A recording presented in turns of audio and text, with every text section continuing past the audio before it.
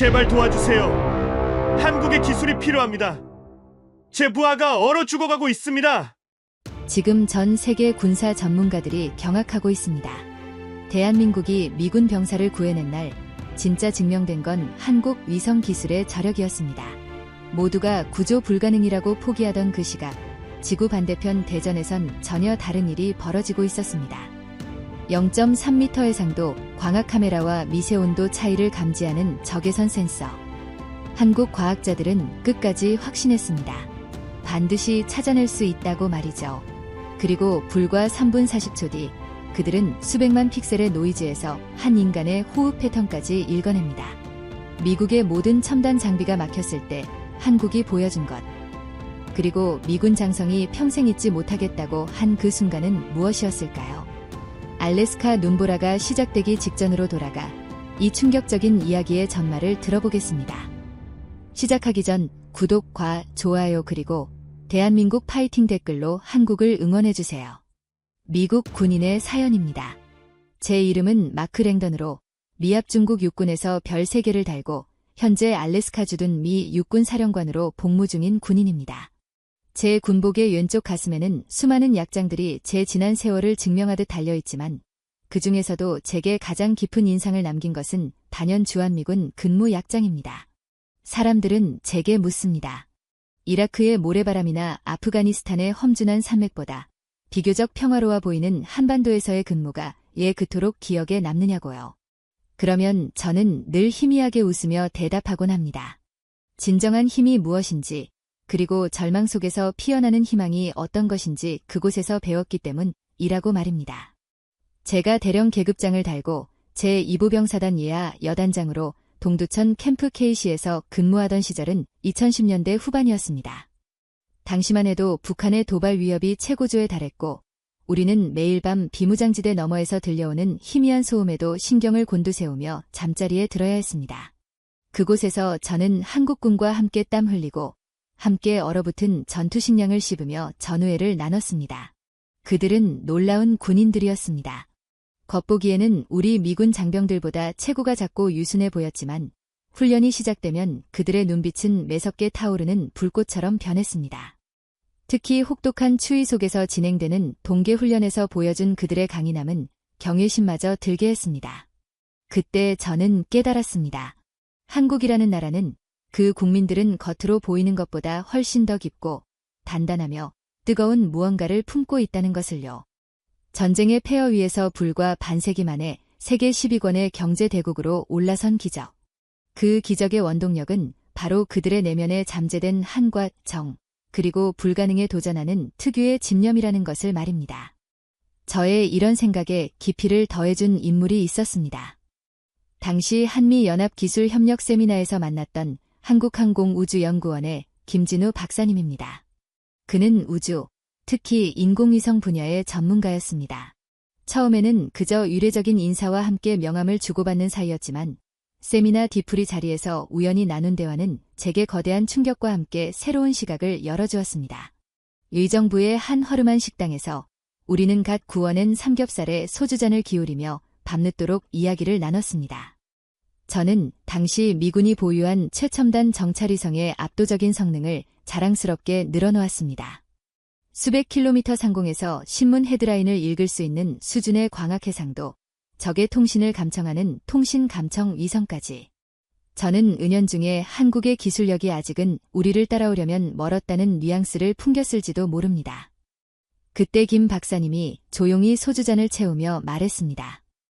그의 눈빛은 조금 전까지 부드럽게 웃던 연구원의 그것이 아니었습니다. 마치 수십 년간 칼을 갈아온 장인의 눈빛처럼 깊고 진지했습니다. 장군님, 맞습니다. 현재 미국의 기술력은 세계 최고입니다. 저희는 아직 배워야 할 것이 많지요. 하지만 저희는 따라잡는 것에 그치지 않을 겁니다. 저희는 우리만의 길을 갈 겁니다. 저희에게는 위성이 단순한 감시의 눈이 아니기 때문입니다. 저는 그의 말에 호기심이 생겨 되물었습니다. 그럼 무엇입니까, 박사님? 위성이 감시와 정찰 말고 또 다른 중요한 목적이 있습니까? 김 박사님은 잠시 창밖의 어두운 도시 풍경을 바라보더니 다시 제게 시선을 고정하고 말했습니다. 그 목소리에는 설명하기 힘든 비장함과 자부심이 섞여 있었습니다. 저희에게 위성은 생존 그 자체입니다. 장군님. 한반도는 아시다시피 산이 많고 여름에는 홍수와 태풍, 겨울에는 폭설, 봄, 가을에는 산불이 잦습니다. 저희는 그 재난 속에서 단 한 명의 국민이라도 더 구하기 위해 위성을 띄웁니다. 저희는 저희의 기술로 적의 탱크를 찾아내는 것만큼이나 산사태에 고립된 등산객 한 명을 찾아내는 것을 중요하게 생각합니다. 그것이 저희가 존재하는 이유이고 저희가 개발하는 위성의 철학입니다. 그는 곧 발사될 다목적 실용 위성 아리랑 시리즈에 대해 열정적으로 설명하기 시작했습니다. 특히 그가 강조했던 것은 단순한 해상도 경쟁을 넘어 다양한 파장의 센서를 결합하여 보이지 않는 것을 보려는 노력이었습니다. 야간이나 악천 후에도 지상을 꿰뚫어 볼 수 있는 합성개구 레이더 기술, 그리고 미세한 온도 차이를 감지해내는 적외선 센서 기술에 대한 그의 설명은 마치 공상과학 소설처럼 들렸습니다. 언젠가 저희 아리랑 위성이 장군님의 작전에, 아니, 장군님의 부하를 구하는 데 도움이 될 날이 올지도 모릅니다. 그때가 되면 저희의 기술이 단순히 미국을 모방한 것이 아님을 이해하게 되실 겁니다. 그날 밤 김 박사님의 말은 제 머릿속에 깊이 각인되었습니다. 그 후로도 우리는 간간히 이메일을 주고받으며 안부를 물었고 저는 그의 말대로 한국의 우주개발 소식에 남다른 관심을 갖게 되었습니다. 누리호라는 이름의 한국형 발사체가 몇 번의 실패 끝에 마침내 하늘로 솟아오르던 날, 저는 마치 제 일처럼 기뻐하며 그에게 축하 메일을 보냈습니다. 그리고 그가 그토록 자부심을 갖고 이야기했던 아리랑 7호가 유럽의 발사체에 실려 성공적으로 궤도에 안착했다는 소식을 들었을 때 저는 위정부의 그 밤을 떠올리며 알 수 없는 감동에 휩싸였습니다. 0.3m급 초고해상도 광학 카메라의 적외선 센서까지 김 박사님이 꿈처럼 이야기하던 스펙이 현실이 된 것입니다. 그리고 며칠 후 저는 눈과 얼음의 왕국 알래스카 페어뱅크스 인근의 포트 릴라이트 기지에 있었습니다. 매년 이맘때면 이곳에서는 아크틱 엣지라는 이름의 대규모 혹한기 연합훈련이 실시됩니다. 캐나다, 노르웨이 등 북극권 국가들과 함께 영하 40도를 넘나드는 극한의 환경에서 부대의 생존 능력과 전투 수행 능력을 점검하는 말 그대로 지옥의 훈련입니다. 사령부의 따뜻한 지휘 통제실에서 거대한 스크린을 통해 훈련 상황을 지켜보는 것만으로도 온몸에 한기가 느껴지는 듯했습니다. 스크린 속에는 설상 위장복을 입은 장병들이 깊은 눈을 헤치며 기동하는 모습, 하얗게 얼어붙은 입김을 뿜어내며 경계 근무를 서는 모습이 실시간으로 비치고 있었습니다. 모든 것이 순조로워 보였습니다. 계획된 시나리오에 따라 각 부대는 정해진 목표 지점으로 이동하고 있었고 통신 상태도 양호했습니다. 저는 잠시 긴장을 풀고 뜨거운 커피를 한 모금 마셨습니다. 바로 그때였습니다. 작전 참모인 앤더슨, 대령이 굳은 얼굴로 제게 다가왔습니다. 장군님, 문제가 발생했습니다. 무슨 일인가, 앤더슨. 제 3기가벼단 예하 정찰대, 울프팩 소속의 데이비드 첸 일병과 교신이 두절되었습니다. 마지막 교신은 30분 전, 에코 7분 지점 부근이었습니다. 저는 즉시 상황판의 지도를 가리켰습니다. 에코 7 지점은 훈련 구역 중에서도 가장 험준한 산악지대였습니다. 수목이 울창하고 협곡이 깊어지상 기동이 극히 제한되는 곳이었죠. 원래 계획대로라면 첸 일병이 소속된 2인 1조 정찰조는 해당 지점의 능선을 따라 이동하며 가상적의 예상 침투로를 정찰하고 1시간 내로 다음 보고 지점인 폭스트롯 3분에 도착했어야 했습니다. 그의 파트너는 어디 있나? 그게 문제입니다, 장군님. 파트너인 존슨 상병의 말에 따르면 첸 일병이 잠시 용변을 보기 위해 대열에서 10m 정도 벗어났는데 갑자기 눈보라가 거세지면서 시야가 완전히 차단되었다고 합니다. 불과 2분 사이에 벌어진 일입니다. 존슨 상병이 그의 이름을 외치며 주변을 수색했지만 아무런 흔적도 찾을 수 없었고 곧바로 상급 부대에 보고했습니다. 제 심장이 철렁 내려앉았습니다. 알래스카의 겨울, 특히 산악지대에서의 눈보라는 단순한 기상 악화가 아닙니다. 그것은 모든 방향 감각을 마비시키고 소리를 집어삼키며 체온을 순식간에 빼앗아가는 하얀색의 살인마입니다. 10m, 불과 10m 거리에서 사람이 증발하듯 사라질 수 있는 곳, 그것이 바로 이곳 알래스카의 겨울이었습니다. 당장 울프팩의 잔여 병력을 투입해 해당 지역을 포위하고 수색 작전을 개시하도록 가용 가능한 모든 열상 장비를 총동원해 제 명령이 떨어지자마자 지휘 통제실은 벌집을 쑤신 듯 분주해졌습니다. 하지만 상황은 최악으로 치닫고 있었습니다. 거세진 눈보라는 곧 블리자드 수준으로 발전했습니다. 수평 시정은 5m 이내로 떨어졌고 풍속은 초속 20m를 넘어섰습니다. 기온은 영하 45도까지 곤두박질 쳤습니다. 지상 수색팀은 한 발짝 앞으로 나아가는 것조차 힘겨워했습니다. 그들이 착용한 최첨단 열상 장비는 눈보라에 난반사되는 미세한 입자들 때문에 제 기능을 발휘하지 못하고 노이즈 낀 화면만을 송출할 뿐이었습니다. 헬기는 아파치나 블랙호크에 달린 전방 감시 적외선 장비를 이용하면 제가 말을 채 끝내기도 전에 항공작전관이 고개를 저었습니다. 불가능합니다. 장군님. 이착륙은 고사하고 현재 기상에서는 비행 자체가 자살행위입니다. 로터 블레이드에 즉시 얼음이 얼어붙어 양력을 잃고 추락할 겁니다. 모든 수단이 막혔습니다. 시간은 야속하게 흘러가고 있었습니다. 첸일병이 실종된 지 2시간이 지났습니다. 유료 자문관의 보고는 절망적이었습니다. 현재 기온과 풍속을 고려할 때 방한 장비를 완벽하게 갖추었다고 해도 예부 노출 시 생존 가능한 골든타임은 최대 4시간입니다. 저체온증으로 인한 의식불명 상태에 빠지는 데는 그보다 훨씬 적은 시간이 걸릴 수 있습니다. 3시간, 4시간. 제 머릿속에서 시계 초침 소리가 마치 사형 집행을 재촉하는 소리처럼 울려 퍼졌습니다. 저는 거대한 전자지도 위에 표시된 에코 7분 지점을 뚫어지라 쳐다봤습니다. 축구장 수십 개를 합친 것보다도 넓은 그 험준한 산악 지역 어디에 이제갓 20살을 넘긴 젊은 병사가 죽음의 추위와 공포 속에서 떨고 있을 것입니다. 플로리다의 따뜻한 햇살 아래서 자랐다는 그 병사의 신상 기록이 머릿속을 스쳐 지나갔습니다. 그의 어머니는 아들이 머나먼 북극의 얼음 땅으로 배치되었을 때 얼마나 가슴을 졸였을까요? 지휘 통제실의 모든 장교와 부사관들은 각자의 위치에서 최선을 다하고 있었지만 그들의 얼굴에는 짙은 무력감과 패배감이 서려 있었습니다. 최첨단 군사 강국이라는 미국의 자부심이 자연이라는 거대한 힘 앞에서 종잇장처럼 구겨지는 순간이었습니다. 우리는 수천 킬로미터 밖의 테러리스트를 핀포인트로 제거할 수 있는 기술을 가졌지만 바로 우리 발밑 눈보라 속에 갇힌 아군 병사 한 명을 찾아내지 못하고 있었습니다. 시간이 흐를수록 제 심장은 타들어갔습니다. 작전 중단과 훈련 실패를 선언해야 하는가. 하지만 그것은 곧 첸 일병에 대한 사망 선고나 다름없었습니다. 포기할 수 없었습니다. 지휘관으로서 한 부하의 생명을 책임진 선배 군인으로서 절대로 그럴 수 없었습니다. 다른 방법은 없나? 정말 이게 끝인가? 우리가 가진 모든 것을 동원해 우주사령부는 혹시 우리 정찰위성으로 뭔가 할 수 있는 건 없나? 제 절박한 외침에 우주군 연락장교인 파커 소령이 난처한 표정으로 대답했습니다.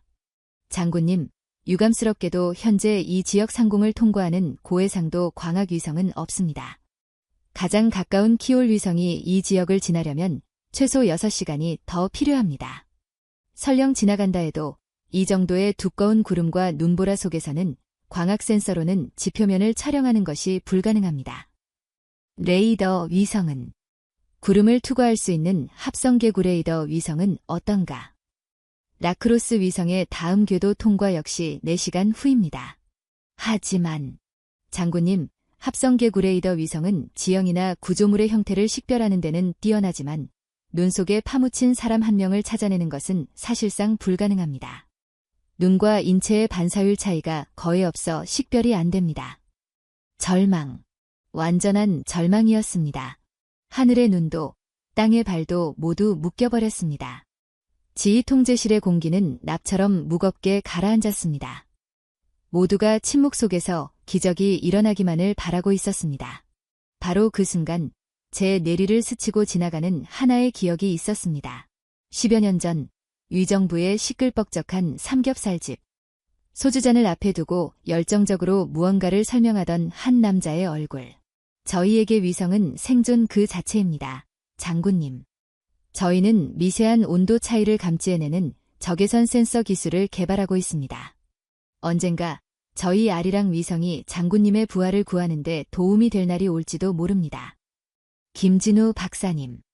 그의 목소리가 마치 지금 제 귓가에 들리는 것처럼 생생했습니다. 적외선 센서, 미세한 온도 차이, 눈보라와 구름을 뚫지는 못하더라도 만약 구름이 잠시 거치는 찰나의 순간이 온다면, 아니, 그 정도의 분리자드라면 적외선 역시 무용지물일 것입니다. 상식적으로는 그랬습니다. 하지만 만약, 저는 미친 생각이라는 것을 알면서도 지푸라기라도 잡는 심정으로 자리에서 일어났습니다. 지금 제가 하려는 행동은 규정에도 프로토콜에도 없는 일이었습니다. 동맹국이라고는 하지만 타국의 민간 연구기관에, 그것도 우리 군의 내부 훈련 상황을 노출하며 도움을 요청하는 행위. 자칫 외교 문제로 비화될 수도 있는 월권행위였습니다.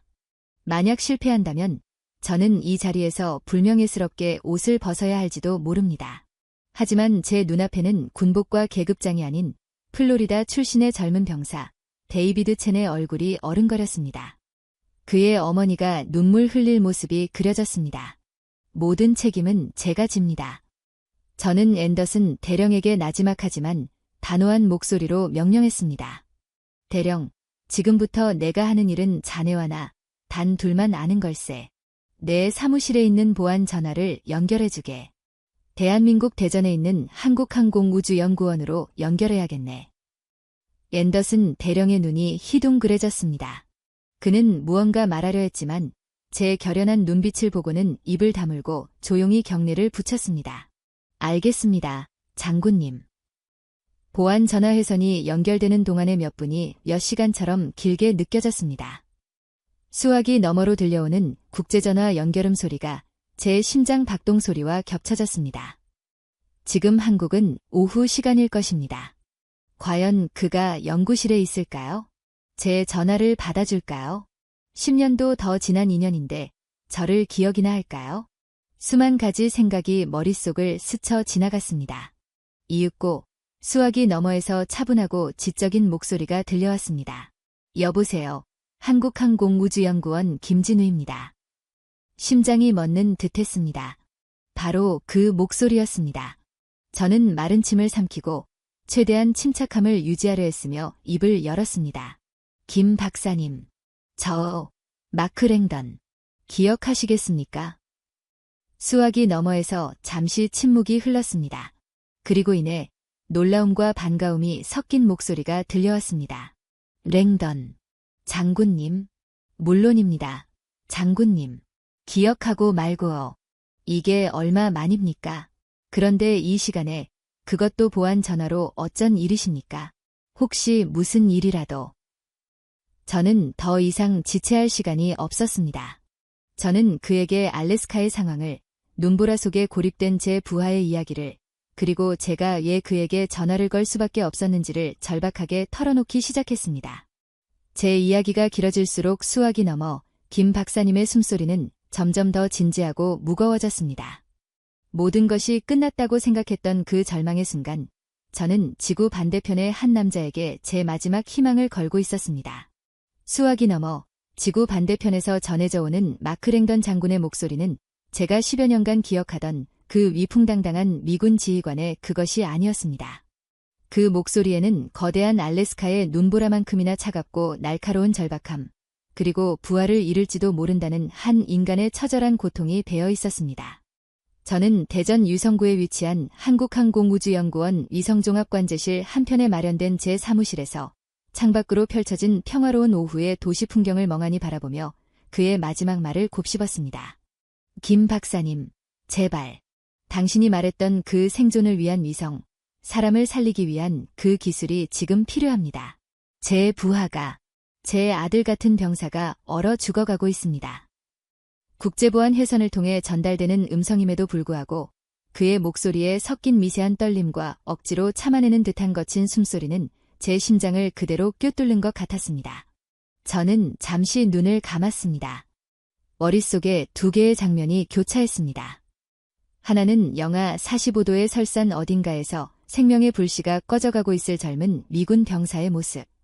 그리고 다른 하나는 10여 년 전 위정부의 한 식당에서 호기롭게 우리의 기술로 사람을 살릴 것이라며 떠들던 젊은 날의 제 모습이었습니다. 그때의 약속이, 아니, 그때의 다짐이 이제 현실의 시험대 위에 올랐습니다. 이것은 단순히 한미 동맹 차원의 협조 요청이 아니었습니다. 이것은 제 인생을 바쳐 개발해온 기술의 존재 이유를 증명해야 하는 순간이었습니다. 저는 심호흡을 한번 하고 최대한 감정을 억누른 채 냉철하고 이성적인 목소리로 답했습니다. 지금은 감상에 젖어 있을 시간이 아니었습니다. 단 1초의 시간도 허비할 수 없었습니다. 장군님, 상황은 이해했습니다. 잠시만 기다려 주십시오. 현재 아리랑 7호의 상태와 궤도를 즉시 확인하고 기술적으로 가능한지 판단한 뒤 다시 연락드리겠습니다. 5분, 아니 10분만 시간을 주십시오. 고맙습니다. 김 박사님. 정말 고맙습니다. 전화를 끊자마자 저는 자리에서 벌떡 일어나 사무실 문을 박차고 나갔습니다. 제 목적지는 복도를 따라 50m쯤 떨어진 한국항공우주연구원의 심장부이자 두뇌인 위성종합관제실이었습니다. 유리벽 너머로 수십 명의 연구원들이 거대한 전면 스크린을 주시하며 각자의 콘솔 앞에서 분주하게 움직이는 모습이 보였습니다. 평소라면 고요한 긴장감이 흐르는 곳이지만 제 머릿속에서는 이미 비상경보가 요란하게 울리고 있었습니다. 자동문을 통과해 안으로 들어서자 이성운영팀의 최민준 팀장이 위아한 표정으로 저를 맞았습니다. 그는 저와 입사 동기이자 이성 개발에 처음부터 끝까지 함께 해온 막역한 사이였지만 동시에 원칙과 절차를 목숨처럼 여기는 돌부처로 통하는 인물이기도 했습니다. 진우야, 무슨 일이야? 얼굴이 왜 그래? 최 팀장, 지금 당장 아리랑 7호의 궤도 정보랑 다음 알래스카 상공통과 시각 좀 확인해줘. 가장 빠른 시간으로. 제 다급한 목소리에 관제실의 분위기가 순간 술렁였습니다. 최 팀장의 미간이 살짝 찌푸려졌습니다. 알래스카. 갑자기 거긴 왜? 지금 예정된 촬영 스케줄에는 없는데. 국토부에서 요청한 동해안 녹조 관측 임무가 30분 뒤에 잡혀 있어. 취소해. 아니, 보류해. 그보다 훨씬 더 위급한 상황이야. 일단 데이터부터 줘. 빨리. 제 평소답지 않은 단호한 태도에 최 팀장은 더 이상 묻지 않고 콘솔에 앉아 키보드를 두드리기 시작했습니다. 전면의 대형 스크린 중 하나에 지구를 도는 수많은 위성들의 궤도가 나타났고 그중 하나가 붉은색으로 강조 표시되었습니다. 우리의 희망, 아리랑 7호였습니다. 가장 빠른 궤도 통과는 지금으로부터 1시간 13분 뒤 알래스카 페어뱅크스 남동쪽 산악지대 상공을 통과한다. 통과 시간은 약 3분 40초. 고도 576km. 태양 동기교도상 정상 비행 중. 1시간 13분. 랭던 장군이 말한 골든타임이 마지노선에 아슬아슬하게 걸쳐있는 시간이었습니다. 저는 즉시 다른 팀원들을 향해 외쳤습니다. 박수진 박사. 박 박사 어디 있어요?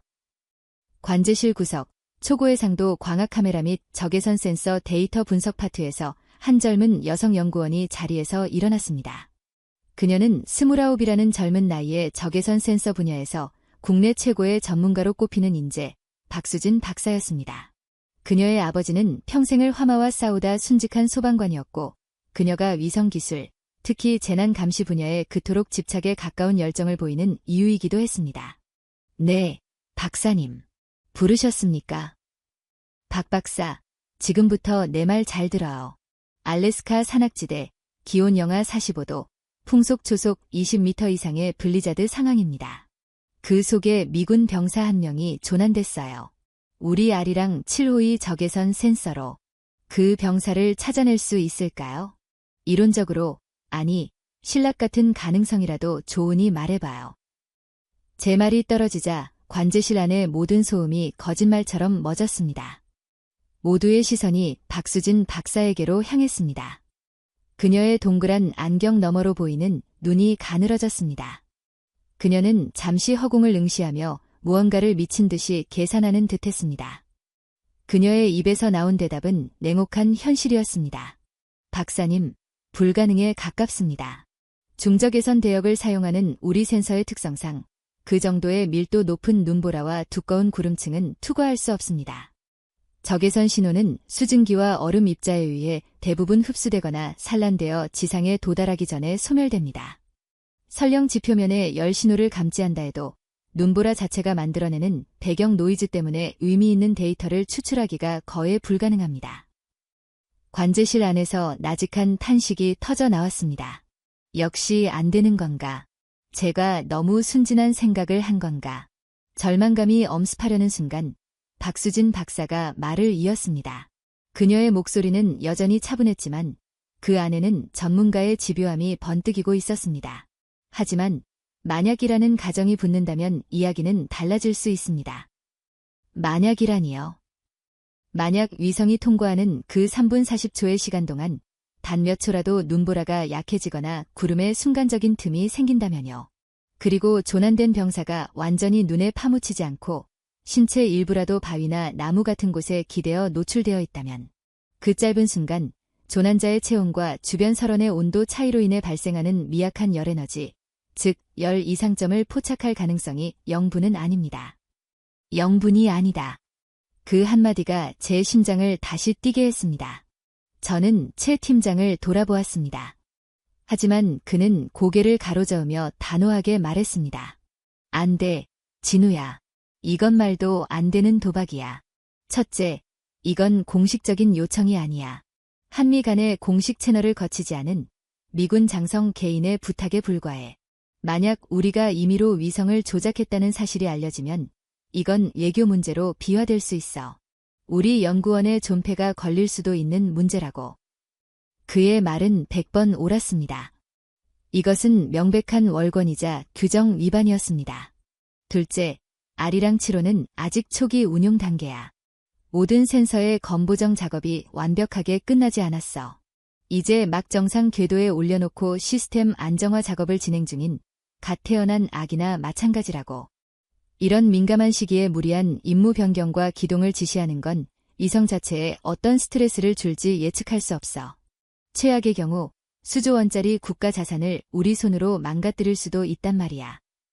최 팀장의 목소리는 점점 높아졌습니다. 그의 눈에는 저에 대한 걱정과 원망, 그리고 이 상황 자체에 대한 분노가 뒤섞여 있었습니다. 셋째, 그리고 가장 중요한 건 박 박사 말대로 성공 확률이 거의 제로에 가깝다는 거야. 실패하면 어떻게 할 건데? 우리는 귀중한 위성 운용 시간을 낭비하고 국가 임무를 펑크내고 예교적 마찰의 빌미만 제공한 꼴이 되는 거야. 우리는 과학자야. 감정적인 동정심으로 움직여서는 안 돼. 냉정한 데이터와 확률에 근거해서 판단해야지. 그의 논리정연하고 현실적인 반박에 관제실의 분위기는 다시 무겁게 가라앉았습니다. 대부분의 연구원들이 그의 말에 동조하는 듯 고개를 숙였습니다. 저 역시 그의 주장을 반박할 말을 찾기 어려웠습니다. 하지만 저는 포기할 수 없었습니다. 저는 최 팀장의 어깨를 잡고 그의 눈을 똑바로 쳐다보며 말했습니다. 민준아, 내 말 다 맞아. 전부 다 맞는 말이야. 하지만 우리가 왜 이 위성을 만들었지? 우리가 밤을 새워가며 수십만 개의 부품과 씨름하고 수백만 줄의 코드를 짜면서 꿈꿨던 게 뭐였지? 단순히 국토부나 국방부에 멋진 사진 몇 장 찍어주는 게 우리의 목표였나? 아니잖아. 우리는 이 하늘의 눈으로 이 땅의 사람을 지키고 싶었어. 홍수 속에 고립된 할머니를 찾고 산불에 갇힌 등산객에게 탈출로를 알려주고 보이지 않는 곳에서 고통받는 누군가에게 희망이 되어주고 싶었잖아. 그게 우리 아리랑의 정신 아니었어?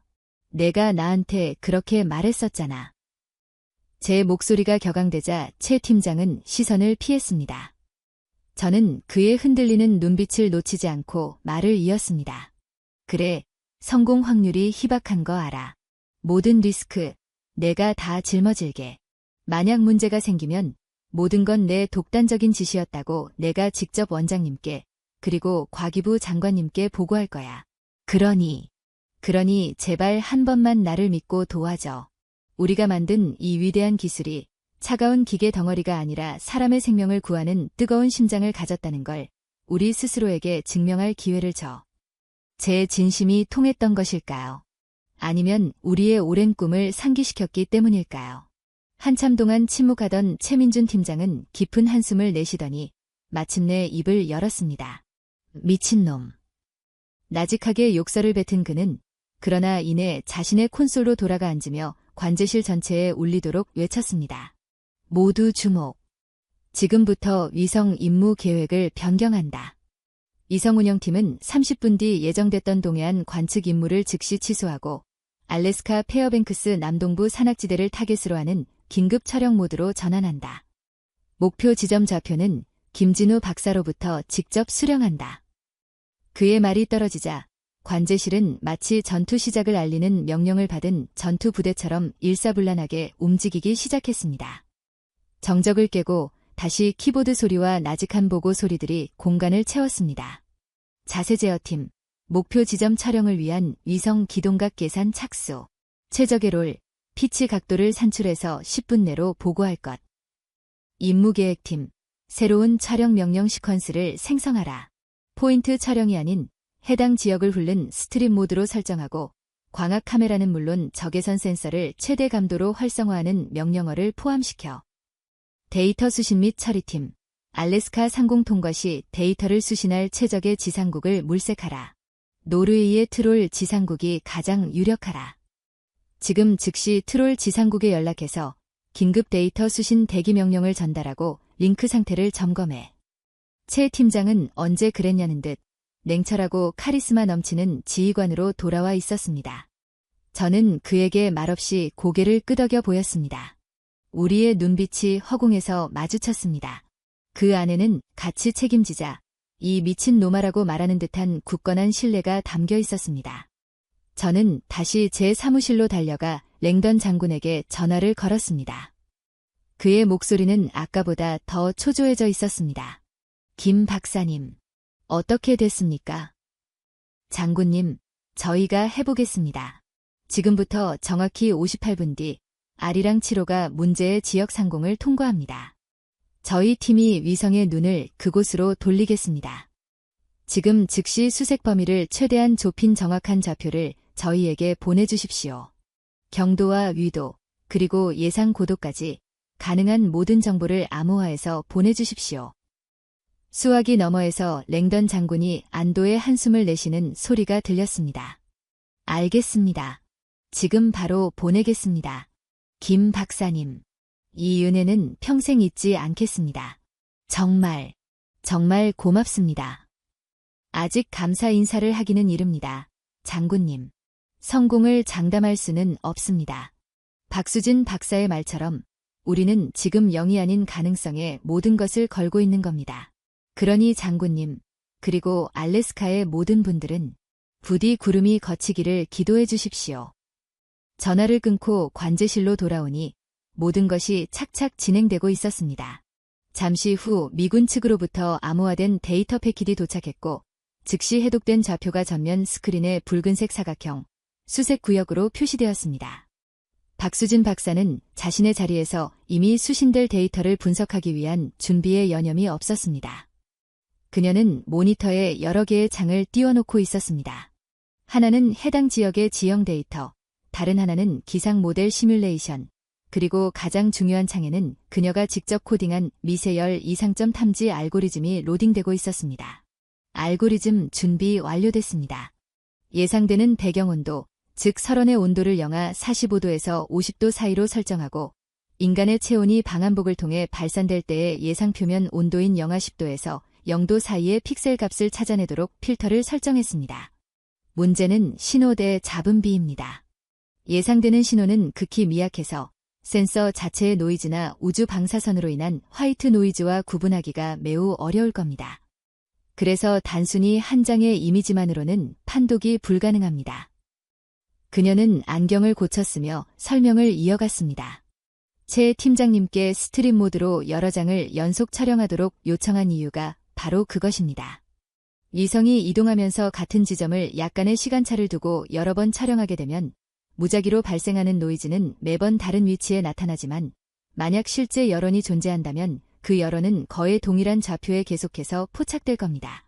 우리는 이 여러 장의 이미지를 중첩하고 통계적 기법을 통해 노이즈를 상쇄시킨 뒤 일관되게 나타나는 고정된 신호를 찾아내야 합니다. 그것이 우리가 조난자를 찾을 수 있는 유일한 방법입니다. 그녀의 설명은 관제실의 모든 연구원들을 숙연하게 만들었습니다. 이것은 단순히 위성을 조종하는 것이 아니었습니다. 그것은 데이터의 폭풍 속에서 단 하나의 의미 있는 신호를 건져 올리는 과학과 직관, 그리고 집념이 결합된 고도의 예술 작업이었습니다. 시간이 흘렀습니다. 위성으로의 최종 명령 전송이 완료되었습니다. 이제 우리가 할 수 있는 일은 끝났습니다. 600km 상공에서 우리의 명령을 받은 아리랑 7호는 서서히 자신의 몸을 틀어 거대한 렌즈와 민감한 센서를 어둠과 추위로 가득한 북극의 땅, 알래스카로 향하고 있었습니다. 관제실의 대형 스크린 중앙에는 목표 지역 통과까지 남은 시간 00:15:00이라는 문구가 카운트다운되고 있었습니다. 15분, 제 15분 후면 인류의 기술이 빚어낸 이 작은 거인은 운명의 장소를 스쳐 지나갈 것입니다. 우리 모두는 숨을 죽인 채 거대한 스크린에서 눈을 떼지 못했습니다. 과연 우리는 해낼 수 있을까요? 저 차가운 우주 공간을 가로지르는 우리의 의지가 얼어붙은 땅 위에서 꺼져가는 한 생명의 불씨를 다시 살려낼 수 있을까요? 그 순간 저는 10년 전 김진우 박사님에게 했던 제 말이 단순한 희망사항이 아니라 우리 모두의 간절한 염원이자 사명이었음을 온몸으로 깨닫고 있었습니다. 알래스카 포트 릴라이트의 지휘 통제실은 전쟁터를 방불케 했습니다. 거대한 상황판 스크린에는 블리자드가 몰아치는 훈련 구역의 실시간 기상 정보와 함께 수색팀의 위치를 나타내는 아군 아이콘들이 힘겹게 움직이고 있었습니다. 하지만 그 움직임은 거의 정체 상태에 가까웠습니다. 첸일병이 실종된 에코 7분 구역은 붉은색 경고 표시와 함께 수색 불가라는 문구가 깜빡이고 있었습니다. 제 부하들은 최선을 다하고 있었지만 인간의 의지만으로는 거대한 자연의 분노를 이겨낼 수 없었습니다. 저는 제 사무실에 보안 전화 수화기를 내려놓고 다시 지휘 통제실로 돌아왔습니다. 제 얼굴을 본 작전 참모 앤더슨 대령이 희망과 의심이 뒤섞인 눈빛으로 다가왔습니다. 장군님, 한국 측과 통화는 어떻게 되셨습니까? 정말 그들이 도울 수 있다고 합니까? 저는 그의 어깨를 툭 치며 저 자신에게도 다짐하듯 말했습니다. 그들은 해볼 거라고 했네. 지금 이 순간 지구 반대편에서 우리를 위해 움직이고 있어. 우리 역시 우리가 할 수 있는 모든 것을 해야 하네. 저는 우주군 연락장교인 파커 소령을 불렀습니다. 파커 소령. 지금 즉시 북미항공 우주방위 사령부와 우주사령부에 연락해서 지금부터 약 40분 뒤 대한민국 소속의 정찰위성 아리랑 7호가 이 지역 상공을 통과할 것이라고 통보하게. 해당 위성이 우리 군의 긴급 구조작전을 지원하기 위해 비행 중이니 어떠한 오인이나 간섭도 발생해서는 안 된다고 명확히 전달해. 최고 등급의 협조 요청일세. 파커 소령의 눈이 커졌습니다. 동맹국의 위성이, 그것도 민간 연구소 소속의 위성이 미군의 작전 구역을 촬영하는 것은 극히 이례적인 일이었습니다. 하지만 그는 제 단호한 명령에 즉시 경례를 붙이고 통신 장비로 달려갔습니다. 알겠습니다, 장군님. 이제 제가 할 수 있는 일은 기다리는 것뿐이었습니다. 지휘 통제실의 메인 시계가 오후 4시 37분을 가리키고 있었습니다.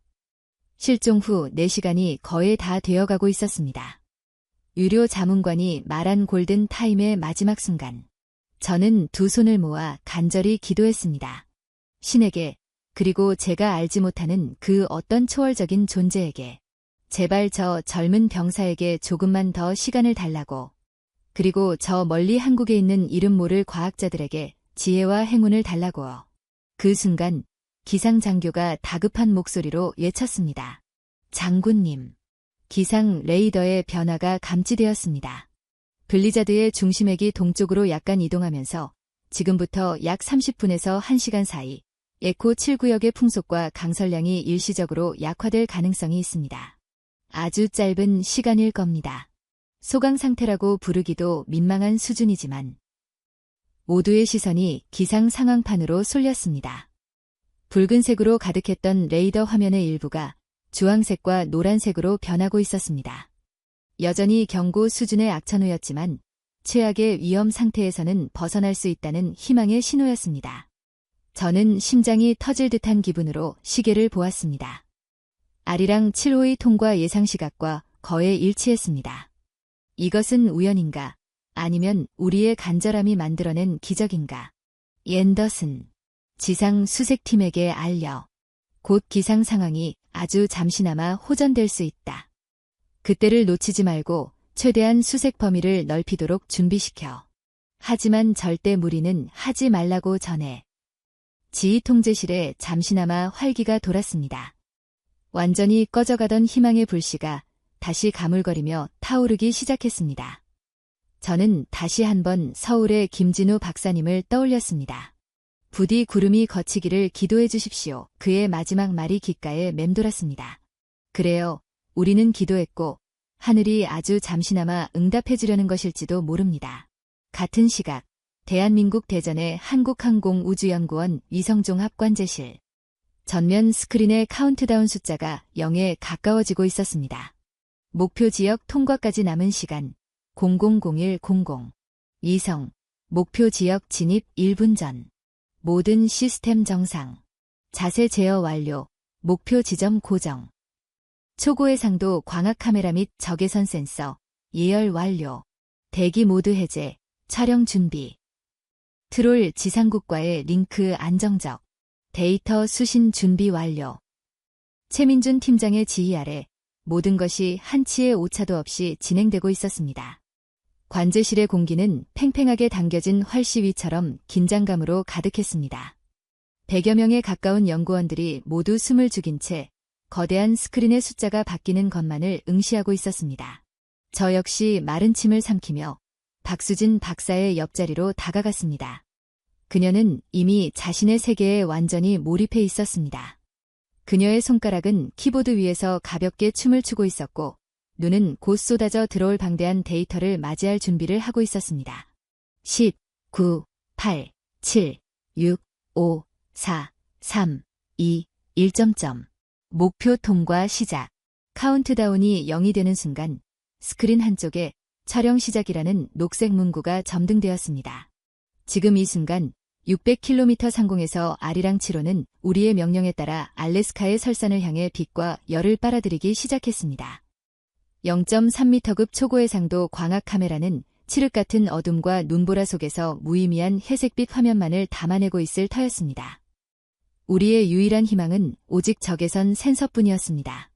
데이터 수신 시작. 트롤 지상국으로부터 스트리밍 시작됩니다. 박수진 박사의 모니터에 마침내 첫 번째 이미지가 나타났습니다. 그것은 마치 고장난 텔레비전 화면 같았습니다. 온통 검은색과 회색의 점들이 무질서하게 뒤섞인 의미를 알 수 없는 노이즈의 향연. 일반인이 본다면 그저 쓰레기 데이터라고 생각했을 것입니다. 역시 예상대로입니다. 배경 노이즈가 너무 심합니다. 박 박사가 나지막이 을조렸습니다. 하지만 그녀는 조금도 당황한 기색 없이 즉시 분석 알고리즘을 가동했습니다. 연속해서 들어오는 이미지들이 그녀의 화면 위에서 빠르게 겹쳐지고 평균화되고 필터링되기 시작했습니다. 30초 경과, 1분 경과. 시간은 총알처럼 흘러갔습니다. 아리랑 7호가 수색구역을 통과하는 시간은 고작 3분 40초. 그 안에 모든 것이 결정되어야 했습니다. 관제실의 모든 이들이 박 박사의 모니터를 주시했습니다. 마치 수술실 밖에서 초조하게 결과를 기다리는 환자의 가족들처럼요. 최민준 팀장이 마이크를 통해 나직하게 상황을 중계했습니다. 위성, 수색구역 중앙부 통과 중. 남은 시간 2분 30초. 박수진 박사의 손가락이 더욱 빠르게 움직였습니다. 그녀는 자동화된 알고리즘에만 의존하지 않았습니다. 수십 개의 파라미터를 실시간으로 미세 조정하며 마치 장인이 조각칼로 돌을 깎아내듯 데이터의 거대한 원석에서 불필요한 노이즈들을 걷어내고 있었습니다. 온도 필터 범위를 좀 더 좁혀보겠습니다. 대기 상층부의 예상치 못한 수증기층 때문에 저주파 노이즈가 강하게 유입되고 있습니다. 고주파 필터링 강화. 그녀는 혼잣말처럼 중얼거리며 작업을 계속했습니다. 그녀의 이마에는 어느새 땀방울이 송골송골 맺혀 있었습니다. 남은 시간 1분. 최 팀장의 목소리가 아까보다 조금 더 무겁게 느껴졌습니다. 이제 곧 위성은 수색 구역을 벗어날 것입니다. 그때까지 아무것도 찾아내지 못한다면 우리의 이 모든 노력은 실패로 돌아가게 됩니다. 저 역시 손바닥에 땀이 흥건했습니다. 박수진 박사의 화면 속 이미지는 여전히 회색빛의 혼돈 그 자체였습니다. 하지만 수백 장의 이미지가 중첩되고 통계적으로 처리되면서 아주 희미하게나마 어떤 패턴 같은 것이 보이기 시작했습니다. 그것은 마치 짙은 안개 속에서 어렴풋이 보이는 산의 능선처럼 노이즈의 바다 위에 떠있는 희미한 얼룩에 불과했습니다. 잠깐만. 박 박사가 처음으로 나직한 탄성을 내뱉었습니다. 그녀는 즉시 마우스로 화면의 특정 부분을 확대했습니다. 픽셀들이 깨진 모자이크처럼 확대된 화면. 그 중앙에 주변의 다른 점들과는 미세하게 다른 밝기를 가진 몇 개의 픽셀 덩어리가 있었습니다. 이건 노이즈가 아닐 수도 있어. 뭐라고, 박 박사. 제가 놀라서 되묻자 그녀는 흥분을 억누르며 설명했습니다. 랜덤 노이즈라면 연속된 이미지 프레임에서 계속 같은 위치에 나타날 리가 없습니다. 그런데 이 신호점은 보세요. 213번 프레임부터 257번 프레임까지 약 15초 동안 거의 동일한 좌표에 계속해서 찍히고 있습니다. 움직이지 않는 고정된 열원이라는 뜻입니다. 관제실의 모든 연구원들이 그녀의 모니터 주위로 몰려들었습니다. 모두가 숨을 죽이고 깨진 픽셀 덩어리를 들여다보았습니다. 하지만 너무 희미합니다. 신호 강도가 우리가 예상했던 최저치보다도 훨씬 낮습니다. 이게 과연 사람의 체온이라고 확신할 수 있을까요? 혹시 바위가 낮 동안 머금었던 미세한 열이 방출되는 것일 수도 있고 아니면 지열 활동일 수도 있습니다. 옆에 있던 다른 분석관이 조심스럽게 반론을 제기했습니다. 그의 말대로였습니다. 너무나 미약한 신호. 이것을 사람이라고 단정하기에는 근거가 턱없이 부족했습니다. 희망이 솟아올랐다가 다시 절망의 나락으로 떨어지는 기분이었습니다. 바로 그때 아리랑 7호가 수색구역을 완전히 벗어났습니다. 목표 통과 종료. 촬영이 종료되었습니다. 우리에게 주어진 3분 40초의 기회는 끝났습니다. 최 팀장이 착잡한 목소리로 말했습니다. 수고했네, 박 박사. 일단 확보된 데이터라도 정리해서. 그의 말이 채 끝나기도 전에 박수진 박사가 무언가에 홀린 듯 소리쳤습니다. 아니야. 끝이 아니야. 잠깐만, 모두 조용히 좀 해주세요. 그녀는 미친 듯이 키보드를 두드리며 새로운 분석창을 열었습니다. 그리고는 조금 전 발견했던 그 희미한 신호점 주변의 데이터를 완전히 다른 방식으로 재구성하기 시작했습니다. 그녀는 중첩된 이미지들에서 시간의 흐름에 따른 각 픽셀의 밝기 변화를 그래프로 시각화했습니다. 왜 신호가 이렇게 약하게 잡혔는지 알 것 같아요. 이건 간헐적인 신호입니다. 간헐적인 신호라니 그게 무슨 뜻이죠? 보세요. 이 그래프를. 신호가 감지된 15초 동안 신호의 강도가 일정하지 않고 마치 심장 박동처럼 강해졌다가 약해지기를 반복하고 있습니다. 만약 바위나 지열이라면 이렇게 짧은 시간 동안 유의미한 온도 변화를 보일 리가 없어요. 그녀는 그래프의 특정 부분을 가리키며 목소리를 높였습니다.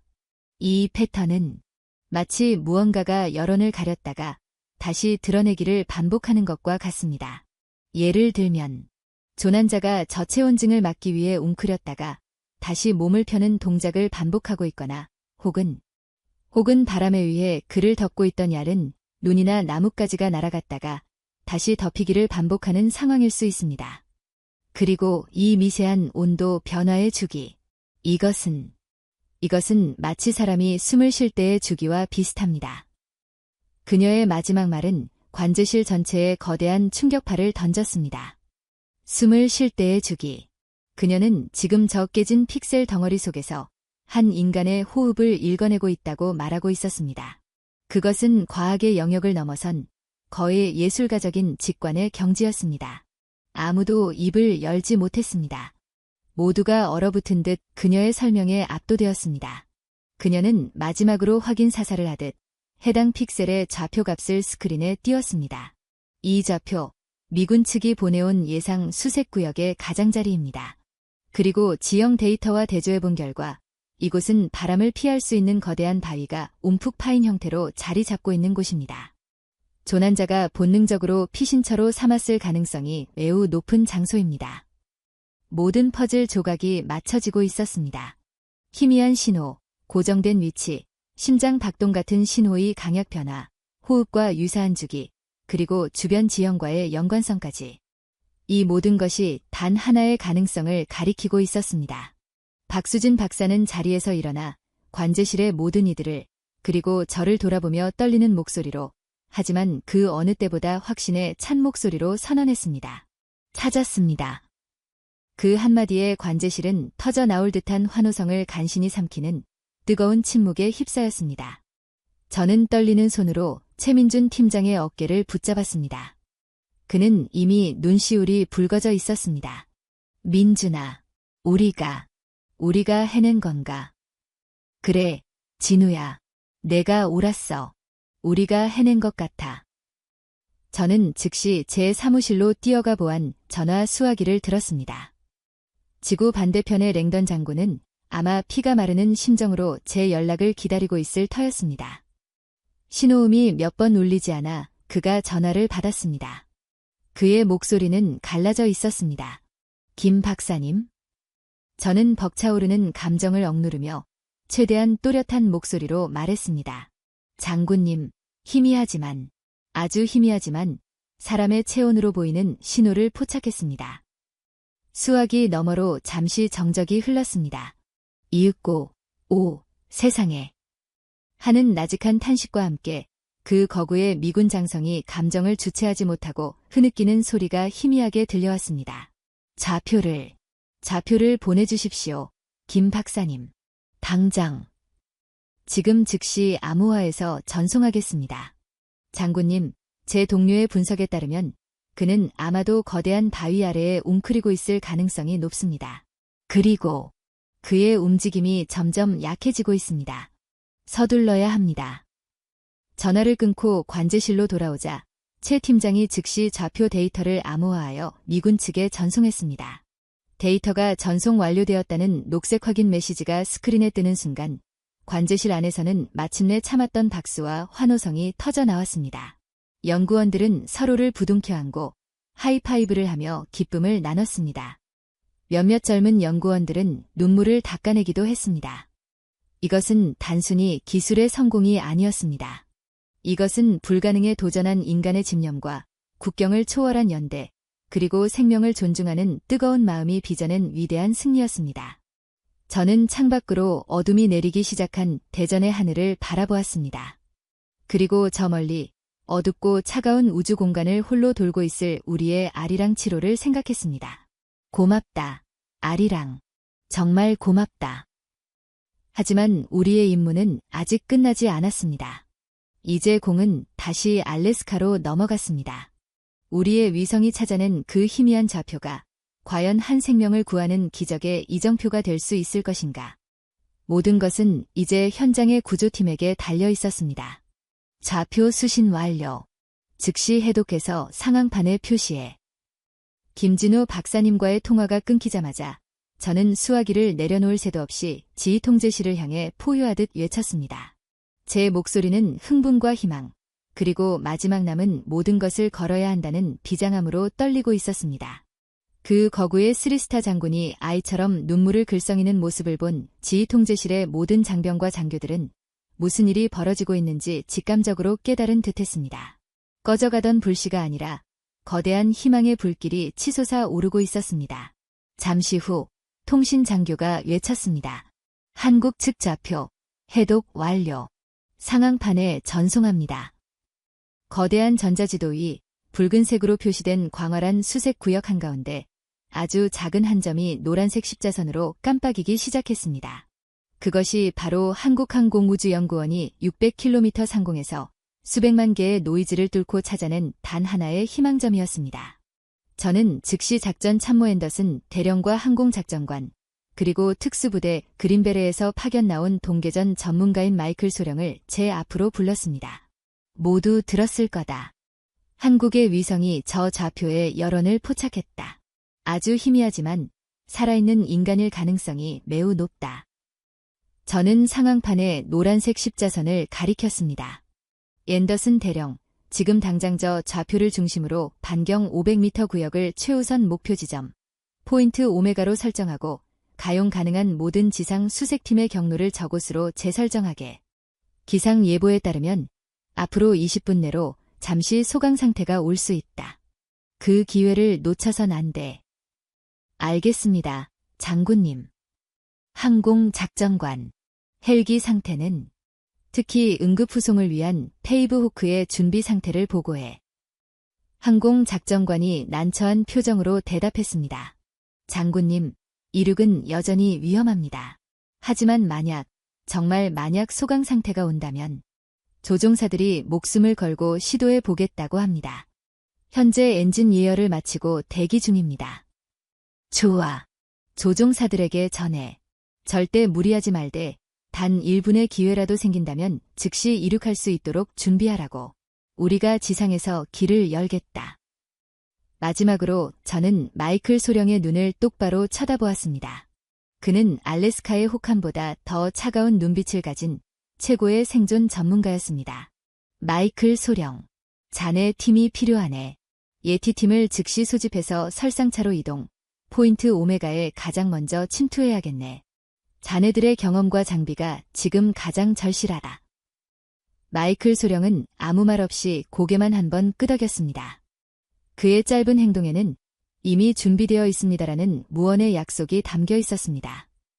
그는 즉시 자신의 팀원들을 소집하기 위해 지휘통제실을 빠져나갔습니다. 모든 명령이 하달되고 지휘통제실은 다시 활기를 되찾았습니다. 절망적인 기다림의 시간이 끝나고 이제는 목표를 향한 구체적인 행동의 시간이 시작된 것입니다. 하지만 문제는 여전했습니다. 포인트 오메가는 수색팀의 현재 위치에서 약 3km 떨어진 험준한 협곡 지대에 있었습니다. 평지라면 금방 도착할 거리지만 허리까지 쌓인 눈과 살을 내는 바람, 그리고 언제 다시 거세질지 모르는 눈보라 속에서 그 3km는 마치 30km처럼 멀게 느껴졌습니다. 시간이 흘렀습니다. 기상 장교의 예측대로 기적처럼 눈보라가 조금씩 잦아들기 시작했습니다. 완전히 멈춘 것은 아니었지만 시야를 완전히 가리던 화이트아웃 현상이 사라지고 희미하게나마 주변 지형의 윤곽이 보이기 시작했습니다. 지상팀, 포인트 오메가를 향해 전속력으로 기동 중. 예상 도착 시간 40분.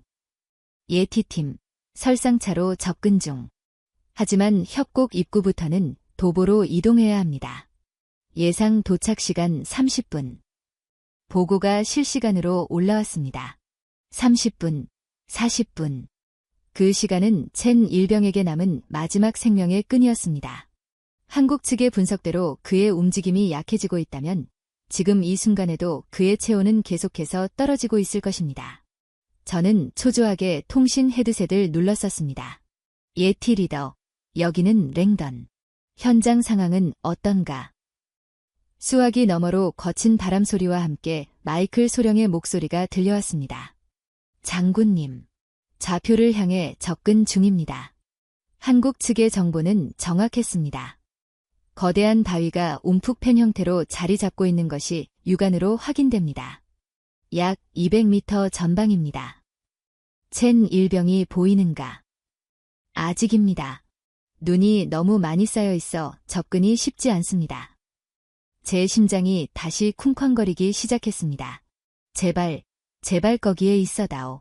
그로부터 약 10분 후 지휘통제실의 모든 스피커에서 마침내 우리가 기다리던 목소리가 터져 나왔습니다. 그것은 예티팀의 팀원 중 한 명인 산체스 하사의 다급한 외침이었습니다. 찾았습니다. 찾았어요. 그를 찾았습니다. 그 한마디에 거대한 지휘통제실은 순간 정지했다가 이내 폭발적인 환호와 박수 소리로 가득 찼습니다. 장교들은 서로 얼싸안았고 부사관들은 주먹을 불끈 쥐며 안도의 한숨을 내쉬었습니다. 저 역시 전신에 힘이 탁 풀리며 의자에 주저앉을 뻔했습니다. 찾았습니다. 살아있었습니다. 마이클 소령의 차분한 보고가 이어졌습니다. 장군님, 첸 일병, 생존 확인했습니다. 바위 밑 움푹 파인 공간에 몸을 웅크리고 있었습니다. 의식은 희미하지만 호흡과 맥박은 아직 유지되고 있습니다. 심각한 저체온증 상태입니다. 지금 즉시 응급처치 후 후송이 필요합니다. 알겠다. 항공작전관. 지금 당장 페이브 호크를 띄워. 당장. 기적적으로 소강 상태를 유지하고 있던 하늘을 향해 마침내 구조의 날개를 단 페이브 호크 헬리콥터가 갱음과 함께 날아올랐습니다. 헬기에는 최정예 항공구조대원들이 탑승하고 있었습니다. 하지만 아직 끝이 아니었습니다.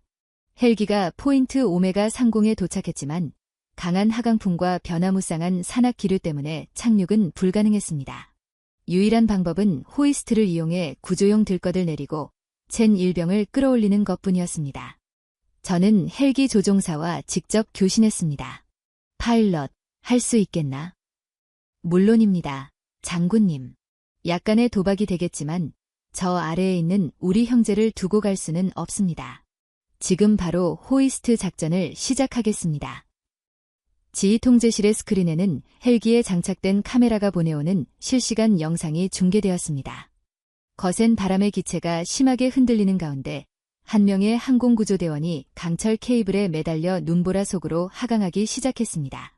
그는 마치 신의 손에 이끌린 천사처럼 지상의 예티팀을 향해 내려갔습니다. 지상에서는 예티팀이 첸 일병을 특수방한 침낭에 넣고 응급처치를 하며 시간을 벌고 있었습니다. 항공구조대원이 지상에 도착하고 예티팀과 함께 첸 일병을 호이스트용 들것에 안전하게 고정시키는 모습이 화면에 잡혔습니다. 준비 완료. 끌어올려. 마이클 소령의 외침과 함께 첸 일병을 태운 들것이 서서히 공중으로 떠오르기 시작했습니다. 그 모습은 마치 절망의 구렁텅이에서 한 생명을 건져 올리는 숭고한 의식처럼 보였습니다. 모두가 숨을 죽이고 그 광경을 지켜봤습니다. 케이블이 헬기 안으로 완전히 감겨 들어오고 구조 완료라는 무전이 들려오는 순간 지휘통제실에서는 두 번째 환호성이 터져 나왔습니다. 헬기는 즉시 기술을 돌려 포트 릴라이트 기지 병원으로 전속력으로 향했습니다.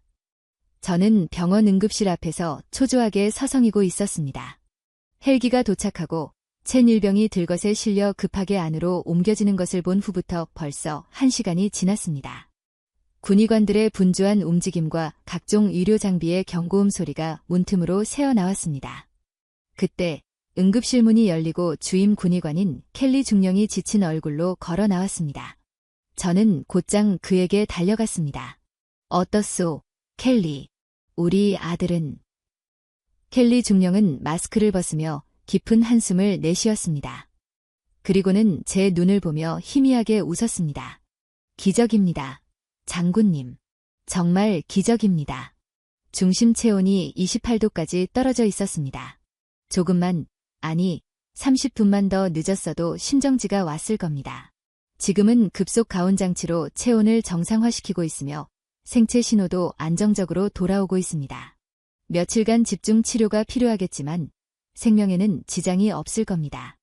그는 다시 가족의 품으로 돌아갈 수 있을 겁니다. 저는 그 자리에 주저앉을 뻔한 것을 간신히 참았습니다. 온몸의 긴장이 풀리면서 다리가 후들거렸습니다. 고맙네. 정말 고맙네, 켈리. 우리 모두의 영웅일세. 제가 한 일은 아무것도 없습니다, 장군님. 그를 찾아낸 사람들, 그리고 이 추위 속에서 그를 데려온 구조팀이 진정한 영웅입니다. 그리고 첸 일병 자신도 영웅입니다. 그는 본능적으로 바람을 피할 장소를 찾았고 남은 체온을 유지하기 위해 계속해서 몸을 움직이려 노력했습니다. 그 작은 움직임이 결국 그의 생명을 구한 셈입니다. 군의관의 마지막 말은 제 머리를 강타했습니다. 그 작은 움직임. 그렇습니다. 한국의 박수진 박사가 말했던 호흡과 같이 미세하게 변하던 그 간헐적인 신호. 그것이 바로 첸 일병의 마지막 생존 투쟁이 증거였던 것입니다. 아리랑 7호는 단순히 그의 위치만 찾아낸 것이 아니었습니다. 그가 살아있다는, 살기 위해 발버둥 치고 있다는 절박한 메시지까지 읽어낸 것이었습니다. 며칠 후, 첸 일병은 일반 병실로 옮겨졌습니다. 그의 부모님이 플로리다에서 한달음에 날아왔습니다. 저는 그의 병실을 찾았습니다. 아직은 창백했지만 의식을 완전히 회복한 첸 일병은 침대에 기대앉아 있었습니다. 그의 곁에는 눈물 범벅이 된 그의 어머니와 아들의 손을 꼭 잡고 있는 아버지가 있었습니다. 그들은 저를 보자마자 자리에서 일어나 허리를 깊이 숙였습니다. 장군님, 감사합니다. 정말 감사합니다. 첸 일병의 어머니는 더 이상 말을 잇지 못하고 흐느꼈습니다.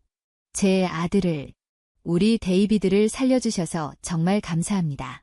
이 은혜를 어떻게 갚아야 할지 모르겠습니다. 저는 그녀의 어깨를 감싸 안으며 말했습니다. 어머님, 고개를 드십시오. 제가 한 일은 아무것도 없습니다. 데이비드를 구한 것은 그의 곁에서 함께 추위와 싸운 전우들과 그리고 저 하늘 멀리 보이지 않는 곳에서 우리를 도와준 이름 모를 친구들입니다. 저는 첸 일병에게 다가가 그의 어깨를 두드려 주었습니다. 괜찮으냐, 아들아. 이제 푹 쉬기만 하면 된다. 첸 일병은 힘겹게 미소를 지으며 대답했습니다. 괜찮습니다, 장군님. 걱정해 주셔서 감사합니다. 사실, 정신이 희미해져 갈 때 꿈을 꾼 것 같습니다. 하늘에서 아주 밝은 빛이 저를 비추는 꿈을, 어머니가 저를 부르는 목소리 같기도 했습니다. 그의 말에 저는 목이 메어왔습니다. 그것은 꿈이 아니었을 것입니다. 그것은 600km 상공에서 그를 향해 쏟아지던 아리랑 7호인은 그를 살리기 위한 수많은 사람들의 염원이 모여 만들어낸 기적의 빛이었을 것입니다. 저는 병실을 나와 제 사무실로 돌아왔습니다. 그리고 창가에 서서 맑게 갠 알래스카의 푸른 하늘을 올려다보았습니다. 저 하늘 어딘가에 지금 이 순간에도 묵묵히 자신의 임무를 수행하고 있을 아리랑 7호가 돌고 있을 것입니다. 저는 조용히 수화기를 들었습니다. 이번에는 보안 전화가 아닌 일반 국제전화였습니다. 한국항공우주연구원의 대표 번호를 누르고 교환원에게 김진우 박사님을 연결해달라고 부탁했습니다. 잠시 후 그의 차분한 목소리가 들려왔습니다. 여보세요, 김진우입니다. 김 박사님, 저 마크 랭던. 장군님, 세상에, 어떻게, 병사는 어떻게 되었습니까?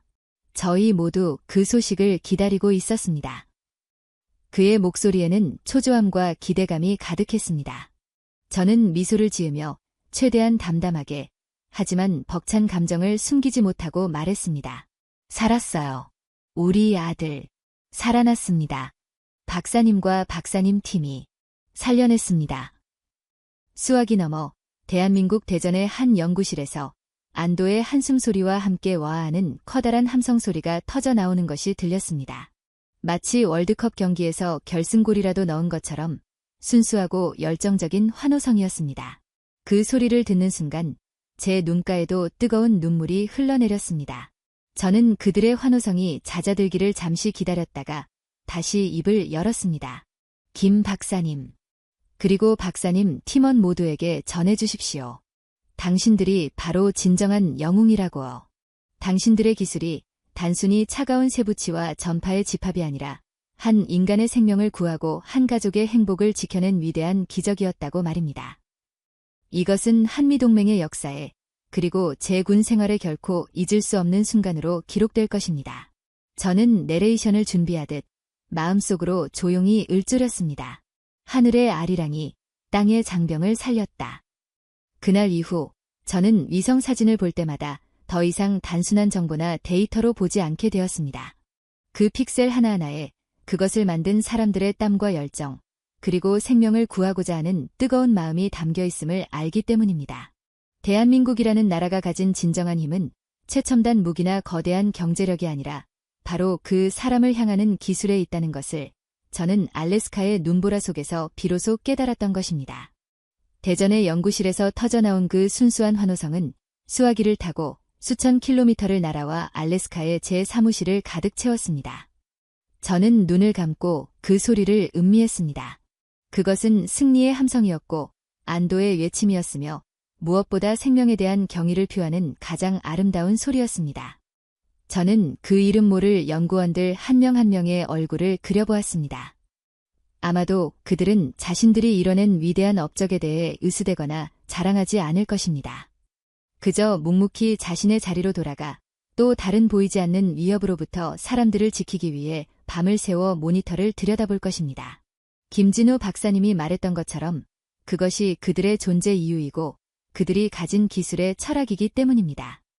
전화를 끊고 나서도 한동안 먹먹한 감정이 가시지 않았습니다. 저는 제 군복 가슴에 달린 수많은 약장들을 내려다보았습니다.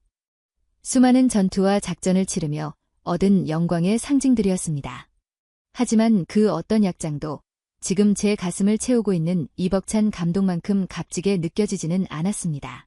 저는 군인으로서 수많은 적과 싸워왔지만 오늘처럼 보이지 않는 동맹과 함께 한 생명을 구하기 위해 싸웠던 경험은 처음이었습니다. 그리고 이것이야말로 동맹이라는 단어가 가진 가장 숭고한 의미가 아닐까 생각합니다. 단순히 군사적, 정치적 이해관계를 넘어 인간의 생명이라는 보편적 가치를 위해 국경과 소속을 초월하여 손을 맞잡는 것. 그것이 진정한 파트너십의 본질입니다. 며칠 뒤 저는 미 국방부로부터 한 통의 공식 서신을 받았습니다. 이번 아크틱 엣지 훈련 중 발생한 조난 및 구조 작전에 대한 포괄적인 경위 보고서를 제출하라는 명령이었습니다. 특히 동맹국 자산의 비공식적 활용 부분에 대해 상세히 기술하라는 요구가 덧붙어 있었습니다. 올 것이 왔다고 생각했습니다. 제 독단적인 결정에 대한 문책이 시작된 것입니다. 저는 며칠 밤낮으로 보고서를 작성했습니다. 그 안에는 어떠한 변명이나 자기 합리화도 담지 않았습니다. 그저 그날 있었던 사실을 시간 순서대로 제가 느꼈던 절망감과 마지막 희망, 그리고 대한민국 한국항공우주연구원의 헌신적인 도움까지 모든 것을 있는 그대로 기록했습니다. 저는 보고서의 마지막 문단에 이렇게 썼습니다. 본관은 미 육군 장성으로서 규정과 절차를 무시하고 동맹국의 비공식적인 도움을 요청한 본인의 행동에 대한 모든 책임을 질 준비가 되어 있습니다. 하지만 만약 다시 그 순간으로 돌아간다 해도 본관은 똑같은 선택을 할 것입니다. 왜냐하면 그 선택의 결과로 미합 중국의 자랑스러운 아들인 데이비드 첸 일병이 지금 이 순간 가족의 품에서 웃고 있기 때문입니다. 본관이 지켜야 할 것은 규정 이전의 부하의 생명이며 이번 작전을 통해 우리는 값비싼 정찰위성 수십 기보다 더 귀한 것을 얻었습니다. 그것은 바로 절망 속에서도 결코 포기하지 않는 용기와 국경을 뛰어넘는 진정한 의미의 전우회입니다. 특히 대한민국의 인공위성 아리랑 7호와 한국항공우주연구원의 연구원들이 보여준 첨단 기술력과 숭고한 인류에는 단순한 기술 협력을 넘어 우리 한미동맹이 나아가야 할 새로운 방향을 제시했습니다. 그들의 기술은 사람을 살리는 기술이었으며 본관은 그들이야말로 이번 작전의 진정한 영웅임을 이 보고서를 통해 증언하고자 합니다. 보고서를 제출하고 저는 담담하게 군복을 벗을 각오를 했습니다. 제 군 생활이 여기서 끝난다 해도 후회는 없었습니다. 하지만 국방부로부터 돌아온 답변은 제 예상을 완전히 빗나갔습니다. 합동참모본부 위장 명의로 온 답시는 질책이 아닌 한 장의 짧은 메모와 함께 동봉된 공식 문서였습니다. 메모에는 이렇게 적혀 있었습니다. 자네가 옳은 일을 했네. 마크. 아주 잘했어. 그리고 함께 온 공식 문서는 대한민국 과학기술정보통신부와 한국항공우주연구원, 그리고 위성운영팀과 데이터 분석팀 앞으로 발송되는 미합 중국 국방부 장관 명의의 공식 감사서한 사본이었습니다.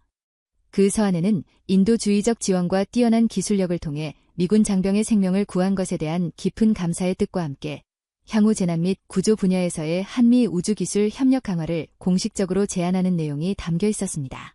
제 행동은 문책이 아닌 새로운 협력의 문을 여는 계기가 된 것입니다. 저는 그 서한을 들고 한참 동안 창밖을 바라보았습니다. 이것이야말로 진정한 승리였습니다. 그 일이 있고 약 6개월 후 저는 특별한 임무를 띠고 다시 한번 대한민국을 방문하게 되었습니다. 한미 간의 우주기술협력실무회의에 미측 대표단의 일원으로 참석하게 된 것입니다. 회의 장소는 다름 아닌 대전의 한국항공우주연구원이었습니다. 연구원 정문에 들어서는 순간 저는 감회가 새로웠습니다.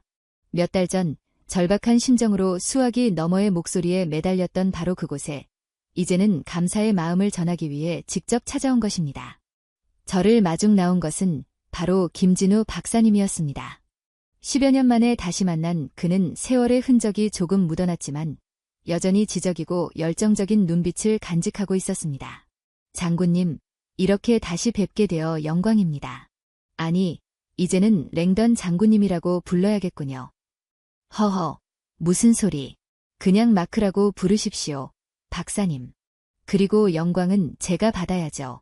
여긴 제 생명의 은인들이 있는 곳 아닙니까? 우리는 악수를 나누며 환하게 웃었습니다. 저는 그를 따라 위성종합관제실로 향했습니다.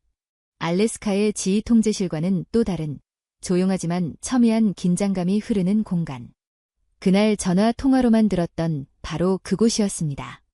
김 박사님은 저를 한 사람 한 사람에게 소개했습니다. 그날의 작전을 총괄했던 돌부처 최민준 팀장, 그리고 마침내 제가 가장 만나고 싶었던 사람, 박수진 박사 앞에 섰습니다. 그녀는 화면에서 본 것보다 더 예소하고 앳된 모습의 젊은 여성이었습니다. 저는 그녀 앞에서 거수경례를 붙였습니다. 박수진 박사, 미합 중국 육군 중장 마크 랭던, 조난 장병 구조에 대한 공로의 경의를 표합니다. 제 갑작스러운 행동에 그녀는 물론 주변의 모든 연구원들이 당황했습니다. 박 박사는 얼굴이 빨개져서 어쩔 줄 몰라 하며 손사래를 쳤습니다. 아닙니다. 장군님. 이러지 마십시오.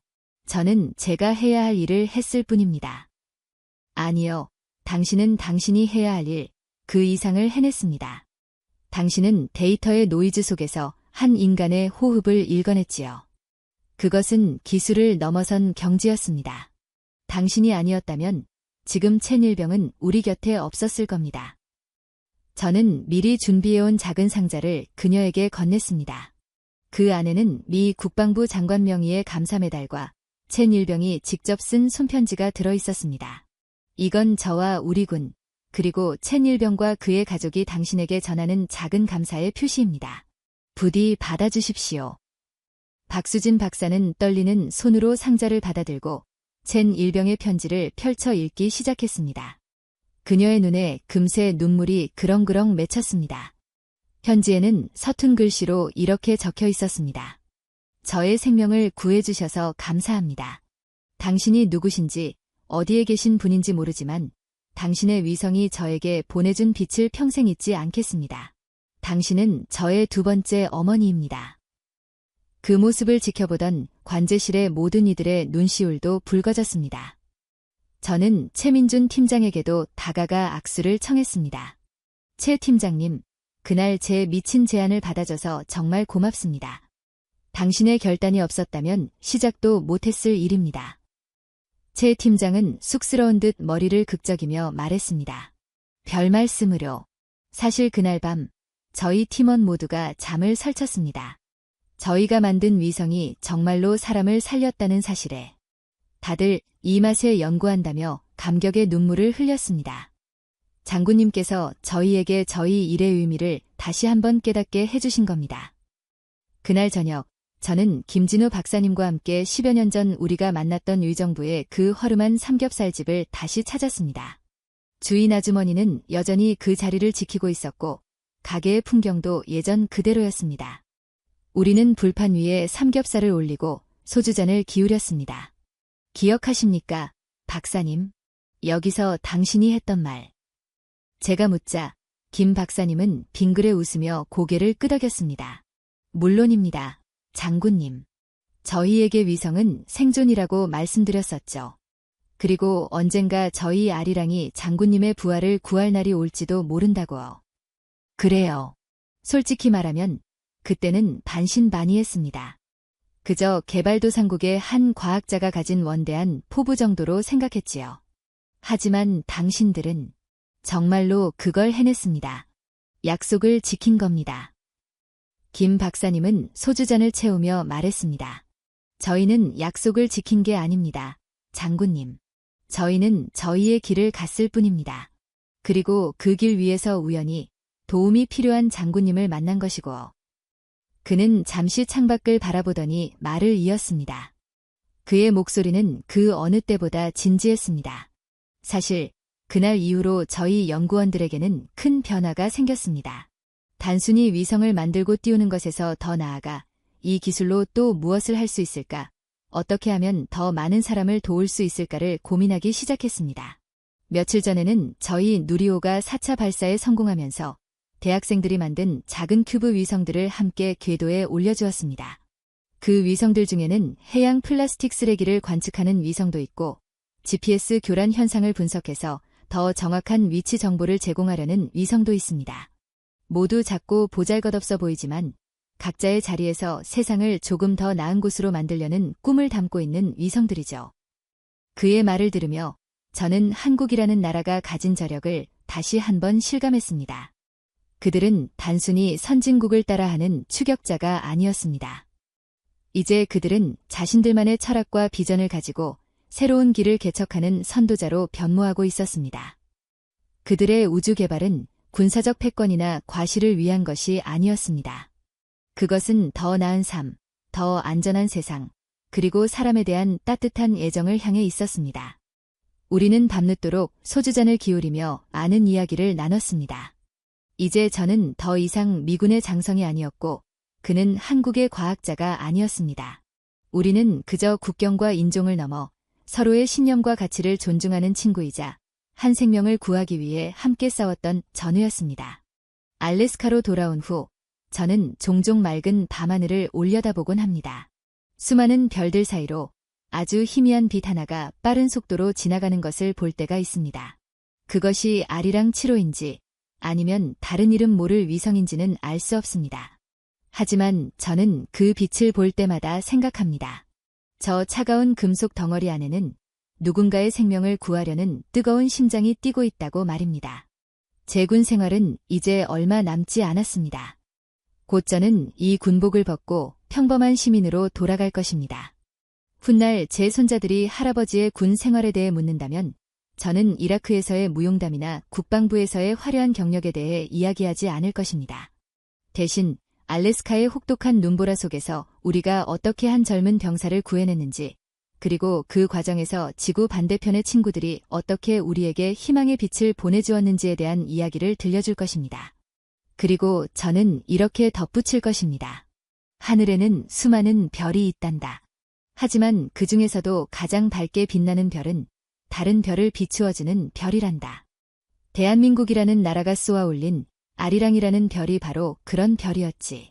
그 별은 우리에게 가르쳐 주었단다. 가장 위대한 기술은 사람을 파괴하는 기술이 아니라 사람을 살리는 기술이라는 것을. 저의 회고록은 여기서 끝을 맺습니다. 이것은 한 늙은 군인의 무용담이 아닙니다. 이것은 절망의 한가운데서 피어난 희망에 대한 기록이며 국경을 초월한 인류애와 연대에 대한 찬사입니다. 그리고 무엇보다 하늘의 아리랑이 땅의 장병을 살려냈던 그 기적 같은 겨울날에 대한 저의 영원한 헌사입니다. 어떻게 보셨나요? 영하 45도의 눈보라 속에서 죽어가던 한 생명을 600km 상공에서 찾아낸 기적. 미국의 수십억 달러짜리 첨단 위성이 실패한 임무를 한국의 아리랑 7호가 단 3분 40초 만에 성공시켰습니다. 그리고 그 중심에는 사람을 살리는 기술이라는 한국 과학자들의 철학이 있었습니다. 랭던 장군이 말했습니다. 가장 위대한 기술은 사람을 파괴하는 기술이 아니라 사람을 살리는 기술이다. 10년 전 서울의 허름한 삼겹살집에서 시작된 약속이 알래스카의 얼음 위에서 마침내 현실이 됐습니다. 하늘의 아리랑이 땅의 장병을 살린 겁니다. 이 영상이 감동적이셨다면 구독과 좋아요, 그리고 알림 설정까지 부탁드립니다. 대한민국 우주기술의 저력을 더 많은 분들께 알려주세요. 댓글로 여러분의 생각도 남겨주시고. 그럼 다음 영상에서 또 다른 대한민국의 기적으로 찾아뵙겠습니다. 시청해주셔서 감사합니다.